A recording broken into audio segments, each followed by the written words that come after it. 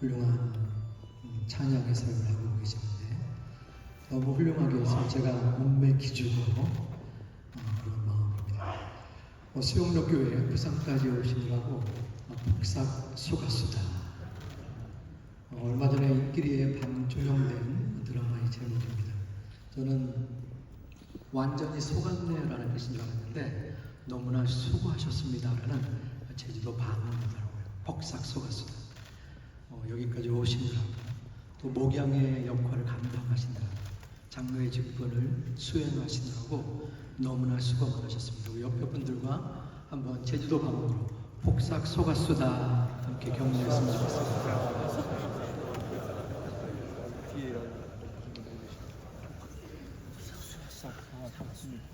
우리는 살아가면서 많은 슬픔과 어려움을 겪습니다.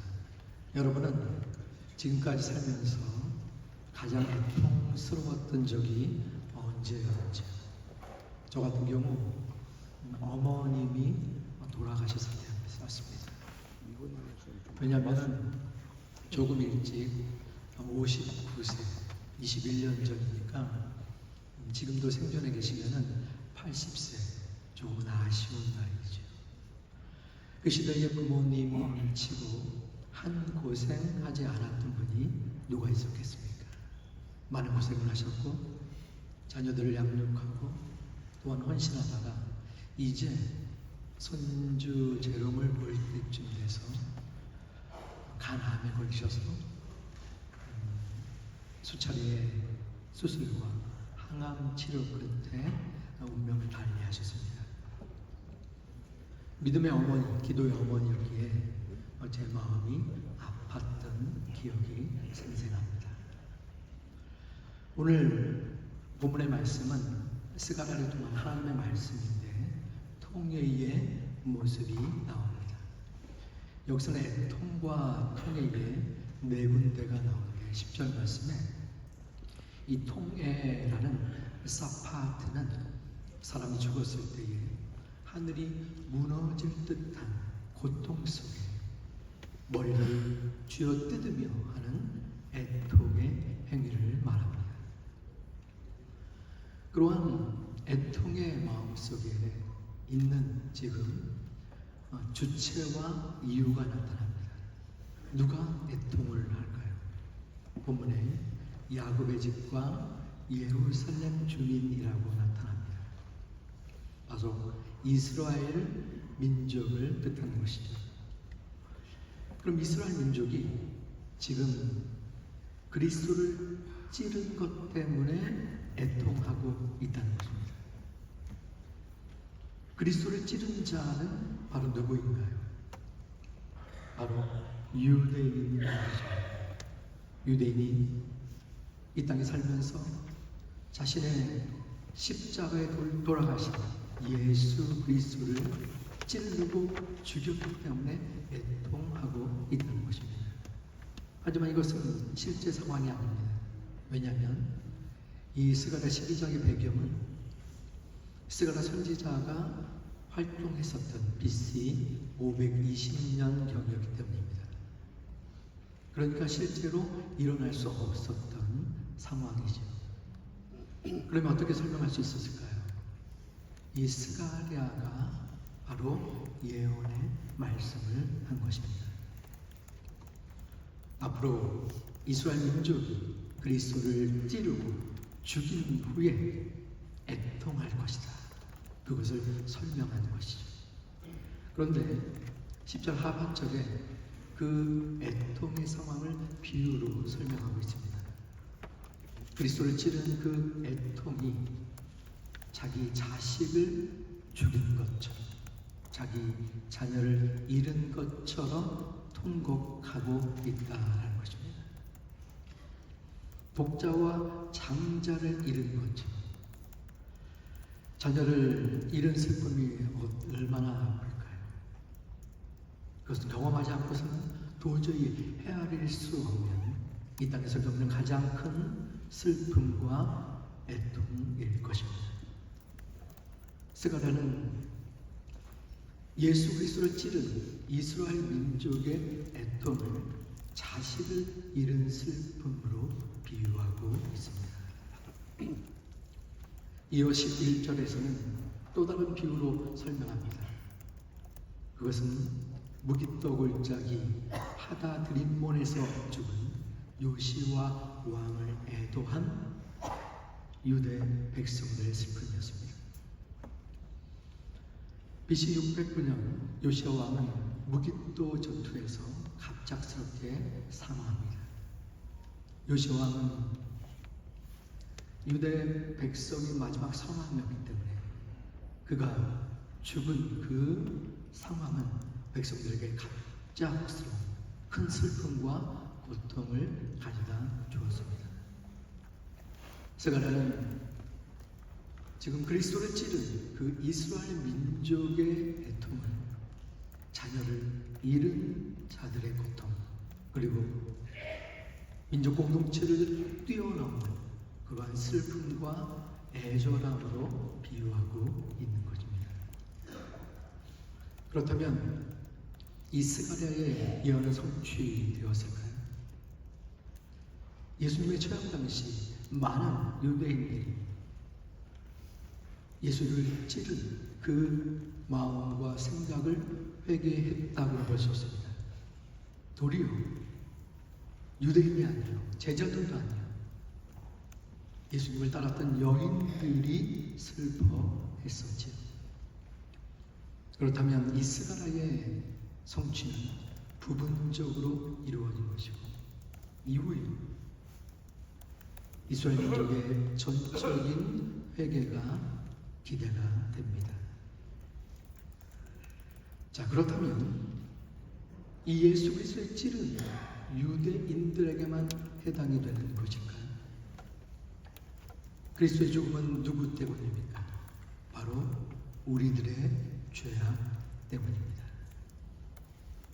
우리의 죄 때문에 성경은 모든 사람이 죄를 범하였으니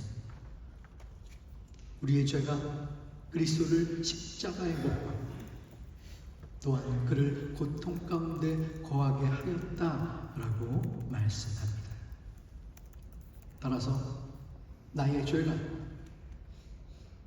예수 그리스도의 찌름으로 인해서 말할 수 없는 처절한 고통 속에 밀어 넣었다라고 회개해야 하는 것입니다. 그렇다면 다시 묻습니다. 예수 그리스도를 찌른 자가 누구입니까? 직접적이진 않지만, 외형적이진 않지만, 분명 우리, 바로 내가 예수 그리스도를 찔렀다라는 것입니다. 바로 나의 모습, 나의 죄악, 나의 마음이 예수 그리스도를 찌른 자라는 것입니다. 그렇다면 주님을 찌른 자로서 우리 마음 속에 애통의 정도가 어느 정도입니까? 어느 만큼 내 심령 속에 통해의 고통이 자리 잡고 있습니다. 이전에 십자가만 생각해도 내 마음의 심령에 통에 자복한 마음이 있었는데 이제는 메말라버린 눈물과 애통 속에 여전히 단에서 말씀을 전하고 교회의 사역을 봉사하는 메말라 비틀어진 것을 틀어매는 모습이 우리 가운데 있지는 않습니다. 사랑하는 동역자 여러분, 저와 여러분 마음속에 주님을 찌른 자로서 애통과 통곡의 눈물과 회복이 일어나기를 주님의 이름으로 축원합니다. 우리의 심령을 다시 한번 점검해 보시기 바랍니다. 주님, 제가 주님을 찌른 자입니다.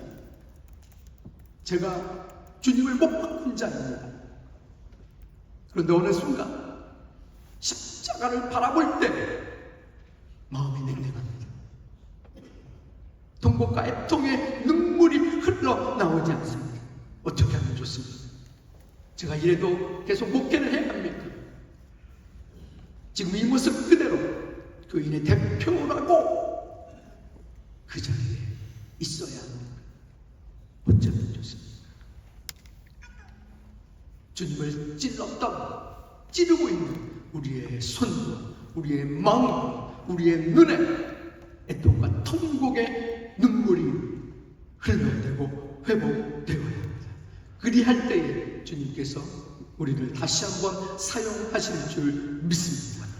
이 시간 미스바의 기도의 자리, 이 목장 기도의 자리가 되어서 애통과 통곡의 강물이 넘실넘실 흐르는 소중한 우리의 기도가 되시기를 주님의 이름으로 축원합니다. 아멘. 저는 지난 3월 탄자니아에 우리 주파수 선교사 이효엘 선교사님이 있는 사역지에 방문한 적이 있었습니다.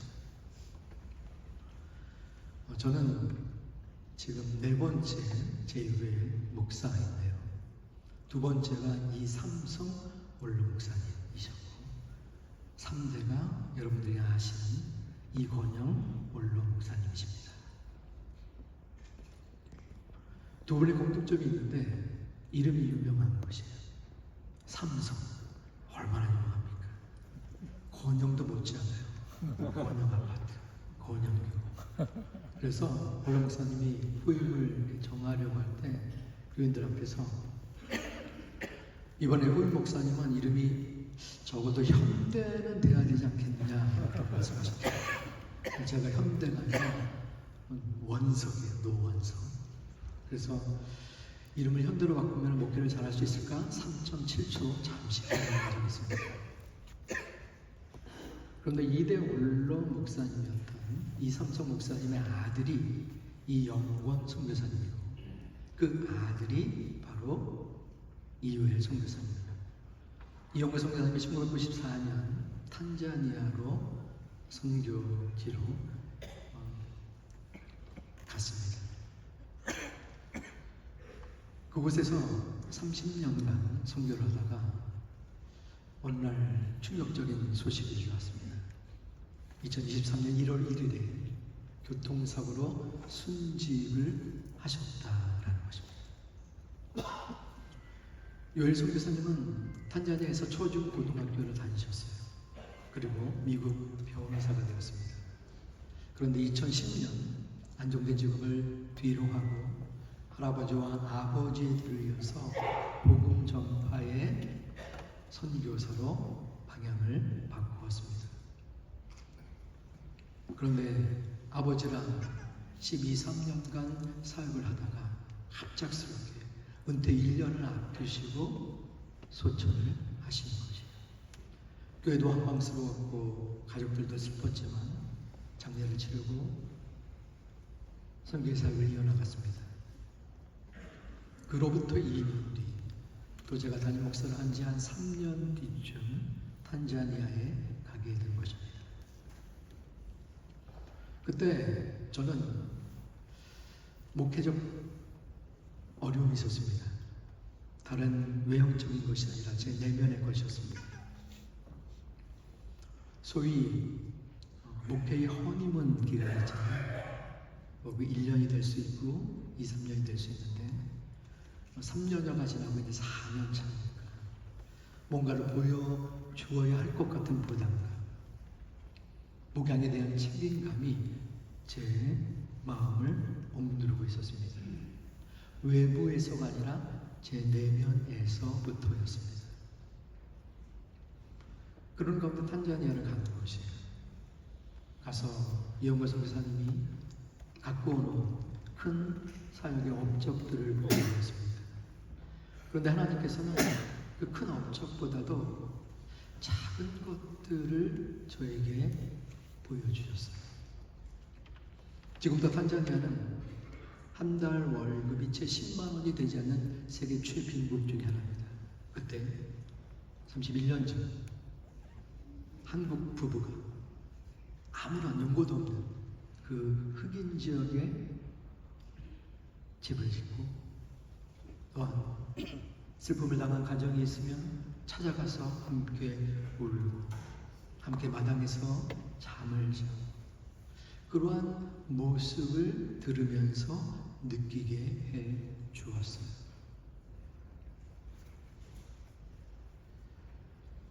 제 마음속에 깨달음이 들었습니다. 제가 여전히 주님을 찌르는 자이지 않습니까? 예수님의 죽음에 일조를 한 유대 종교 지도자들이 있었습니다. 그들은 겉으로는 신성 모독죄로 예수님을 못 박으라 정하였지만 내면적으로는 자신의 입지가 식어질까 죽어질까 두려움 속에 있었습니다. 그들이 바라본 것은 복음도 아니요 진실도 아니요 자신들의 이익과 유익이었습니다. 생존이었습니다. 그런 마음이 들었어요. 내가 그들과 다른 것이 무엇이 있을까? 하나님이 저에게 말씀하시는 것 같았습니다. 원서가 무엇을 두려워하는가? 무엇을 부담스럽게 여기고 무엇을 책임감 있게 하려고 하는가? 내가 너에게 맡긴 양, 너에게 주어진 그 사명과 소명을 감당하면 되지 않을까? 그 인원이, 그 결과가 어떻든 내 양들과 내 영혼들에게 말씀을 전하고 복음을 증거해야 되지 않느냐. 오직 십자가만을 바라보아라 말씀하시는 것을 느꼈습니다. 물론 아직도 저에게 목양에 대한 부담감과 책임감이 있습니다. 이것은 계속 가게 될 것 같습니다. 하지만 제 마음의 중심은 많이 달라졌습니다. 사랑하는 동역자 여러분, 목회를 직접 해보니까 10년, 20년 그 이상 하신 분들이 저절로 고개가 숙여질 만큼 존경스럽습니다. 교인의 대표로서 장로로서 역할을 한다는 것이 얼마나 힘겨울지는 저희 장인이 장로님이셨기에 조금은 압니다. 사랑하는 동지 여러분, 저 동지라는 말을 좋아합니다. 교회에서는 쓰지 않는데 여러분에게 쓰고 싶습니다. 한 영혼에 대한 첫사랑, 십자가에 대한 첫사랑 다시 한번 회복하고 다시 되찾으시기를 주님의 이름으로 축원합니다. 우리 시선을, 우리의 방향을, 우리의 목표를 사역에서 십자가로 돌려야 합니다. 우리는 어쩌면 우리가 맡겨진 사명이기 때문에, 소명이기 때문에 그것을 해야 하고 하는 열심을 가지고 있습니다. 그러나 그 열심이 득심이 되지 못하고 나의 목회적 책임을 다하는 그 손돌이에 빠진다면 주님은 우리의 열심을 헛된 것으로 치부하실지도 모릅니다. 우리의 눈이, 우리의 마음이, 우리의 시선이 십자가로 향할 때 우리를 사용하여 주실 줄을 믿습니다. 우리가 예수 그리스도를 찌른 자가 매일마다 우리 스스로가 십자가에 못 박힌 바 될 때 하나님께서는 우리를 통하여 역사하시고 인도하여 주실 줄을 믿습니다. 우리 한국교회가, 우리 교회가, 지교회가, 우리 가정이 내가 바로 살기 위해서 애통과 통곡의 눈물이 살아나야 합니다. 회복되어야 합니다. 그리할 때에 하나님은 우리를 불쌍히 여겨주시사 우리의 부족함과 연약함 속에서라도 우리를 이끌어 주시사 교회를 세워주시고 교회를 인도하시고 성도님들을 주의 나라로 불러 이끌어 주실 줄을 믿습니다. 십자가 내가 처음 볼 때에 나의 마음의 큰 고통 사라져.